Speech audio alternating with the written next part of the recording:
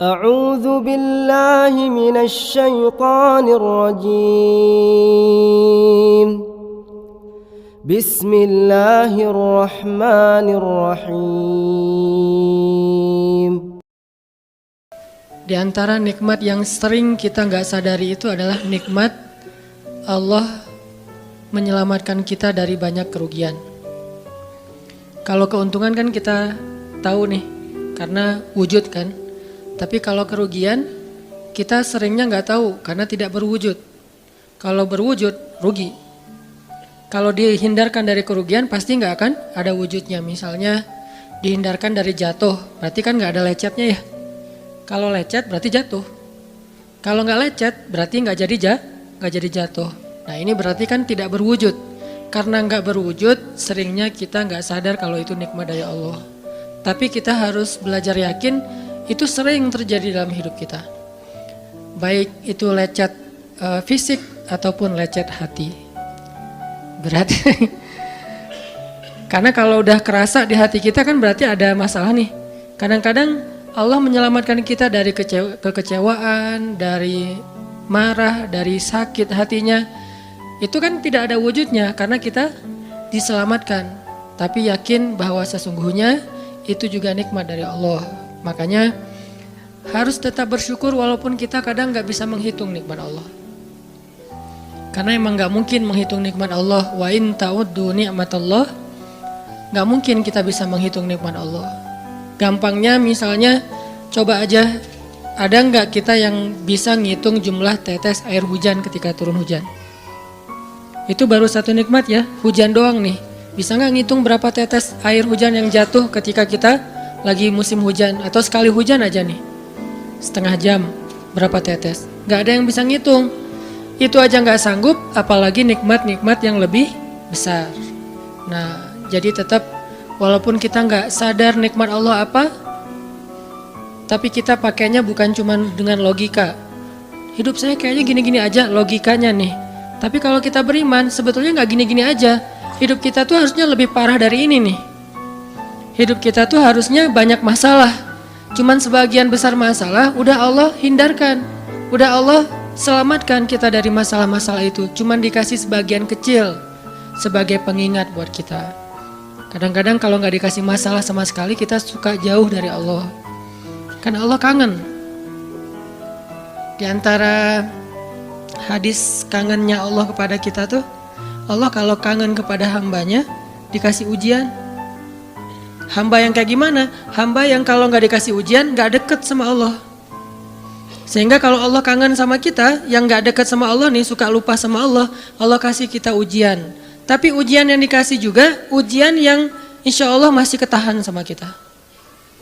Karena Allah gak mau ngasih kita ujian yang mencelakai kita.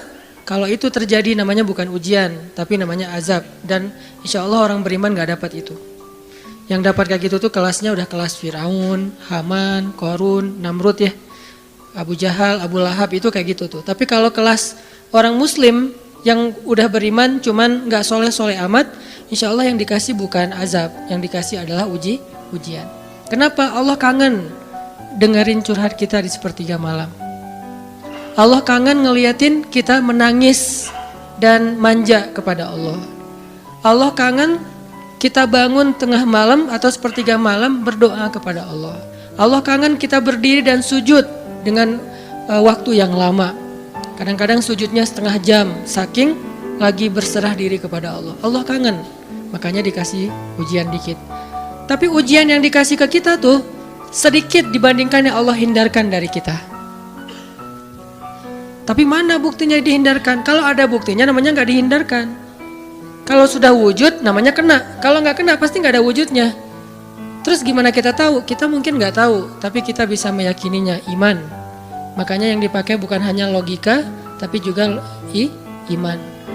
Karena Allah Subhanahu wa taala menyelamatkan kita siang dan malam. Kulla yaumin huwa fi sya'n. Itu ayatnya. Kulla yaumin huwa fi sya'n. Setiap hari Allah sibuk menyelamatkan kita. Salah satu tafsir dari kalimat fi sya'nin adalah Allah sibuk menyelamatkan kita. Setiap hari kulla yaum. sibuk menyelamatkan fulan-fulan, sebanyak jumlah manusia, sebanyak itulah yang Allah selamatkan. Bukan cuma mukmin, bahkan orang kafir juga kadang Allah selamatkan, cuman di dunia. Kalau di akhirat beda lagi ceritanya. Kalau di dunia, rahmat Allah semuanya dikasih, baik kepada mukmin ataupun kepada yang tidak mukmin, dikasih rahmat Allah di dunia. Tapi di akhirat hanya berlaku bagi orang-orang yang beriman. Kenapa orang yang tidak beriman kok dikasih rahmat Allah di dunia? Karena di sisi Allah dunia itu kecil, gak terlalu berharga, makanya dikasih semuanya. Akhirat itu berharga, makanya dikasih buat yang Allah sayangi, yang Allah pilih doang, yaitu orang yang beriman. Jadi jangan sampai kita berpikir Allah tuh kayaknya gak fair, kok orang gak beriman dikasih rahmat di dunia? Karena dunia itu gak terlalu berharga di sisi Allah. Seandainya dunia itu ada harganya walaupun sebelah sayap nyamuk, gitu kan hadisnya, gak akan Allah kasih itu dunia kecuali kepada orang beriman. Tapi berhubung lebih ringan daripada sebelah sayap nyamuk, dikasih kepada semuanya. Ibaratnya kalau kita ngasih, kayak ngasih lagi jalan gitu ya, naik angkot misalnya, naik angkot terus sama istri nih naik angkot berdua. Terus pas turun angkot, harga angkotnya tuh misalnya 3.000, udahlah kasih aja 5.000. Karena 2.000 yang kita kasih, nggak mungkin istri kita komplain, kemarin aku minta nggak dikasih, nggak akan mungkin kan? Kenapa? Cuma 2.000. Tapi coba ngasih 100.000, beda tuh. Karena dia sesuatu yang ringan, maka tidak perlu komplain. 2.000 doang, saya juga dikasih lebih dari itu. Harusnya kita sadar bahwa dunia itu 2.000-an. Dunia itu cuma 2.000-an, gak terlalu berharga lah, walaupun tetap butuh, gak berharga juga butuh.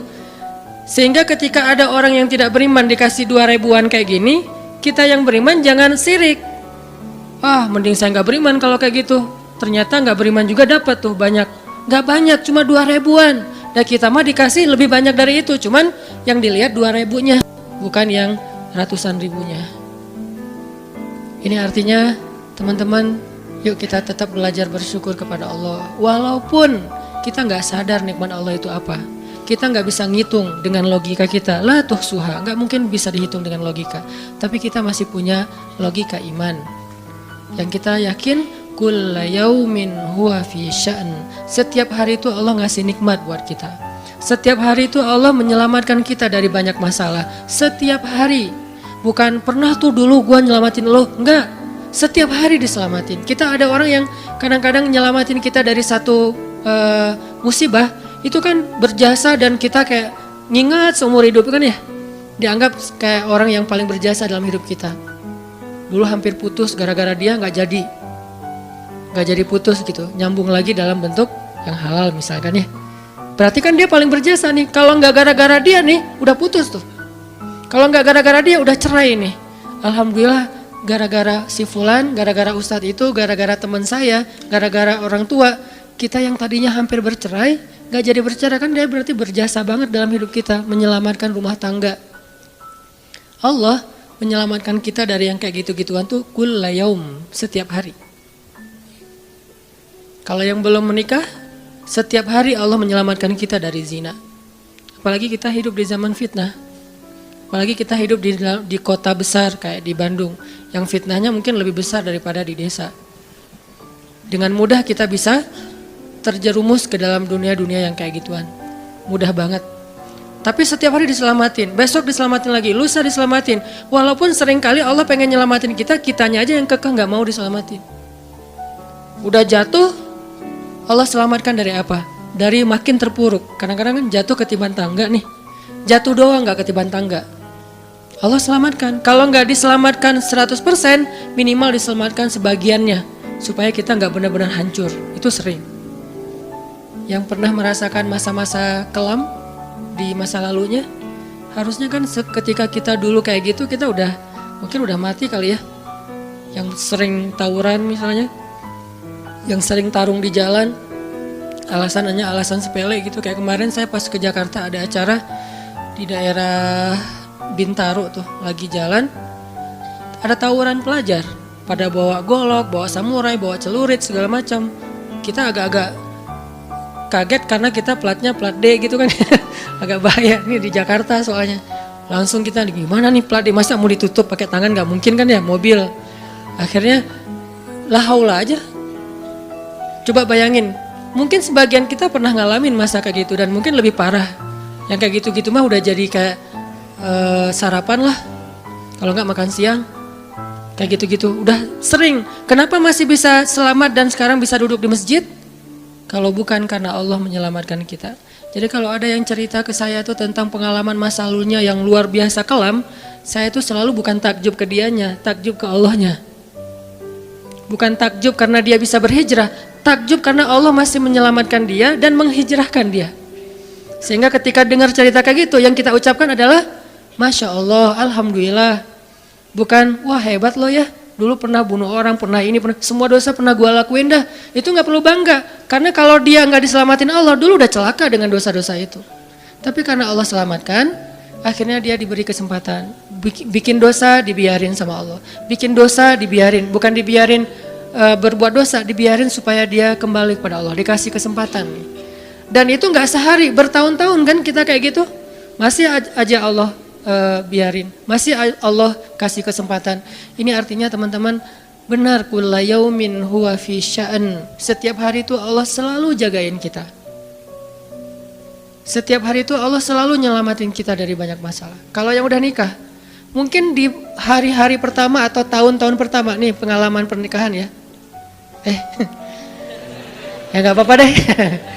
Sedikit lah ya, saya emang gak terlalu berpengalaman. Ada yang lebih berpengalaman dari saya lah ya. Ada sedikit pengalaman. Biasanya orang yang baru nikah ujiannya itu 3 tahun pertama. Kalau dia bisa ngelewatin masa 3 tahun pertama, insya Allah agak lebih mudah ke depannya. 3 tahun pertama ini paling berat. Apalagi kalau dia nikahnya alhamdulillah gak pacaran. Kalau pacaran kan ujiannya udah sebelum nikah udah banyak ujian ya. Pas udah nikah ya udah selesai. Bukan udah selesai ujiannya, udah gak ada yang perlu udah hambar aja. Udah plain ya. Pernah gitu Ustaz? Enggak sih. Untung ya, untung. Alhamdulillah gak pakai pacaran. Soalnya yang pacaran diputusin melulu. Jadi yang udah pacaran lama, pas udah nikah, kita mau ngapain lagi ya? Kayaknya udah semua ya. Oh iya, udah semua. Bulan madu dari dulu juga udah sering. Kan udah agak-agak plain gitu kan. Tapi kalau yang belum nikah, belum pacaran, nikah nih. Jadi kayak benar-benar baru pacaran, cuman ada konsekuensi lain yang mungkin ini jadi kayak semacam ujian lah biar sabar. Masa-masa adaptasi, masa-masa saling mulai mengerti, oh ternyata kamu tuh kayak gini dan segala macam. Apalagi kalau baru nikah langsung LDRan kan berat banget tuh. Nikah LDRan, pacaran LDRan aja berat. Bener gak sih? Nggak ngaku Pacaran LDRan aja berat, apalagi nikah LDRan. Kenapa? Pacaran itu kan masih banyak pantangan. Nikah kan udah masih banyak ibadahnya. Tapi nggak boleh ibadah, coba gimana? Nggak sengsara tuh, merana kan? Harusnya boleh tapi nggak boleh. Yang tadinya nggak boleh aja sengsara, apalagi udah boleh. Nah ini artinya setiap hari dalam tahun-tahun pertama pernikahan kita bisa aja mengatakan, udah deh, saya talak kamu. Apalagi laki-laki.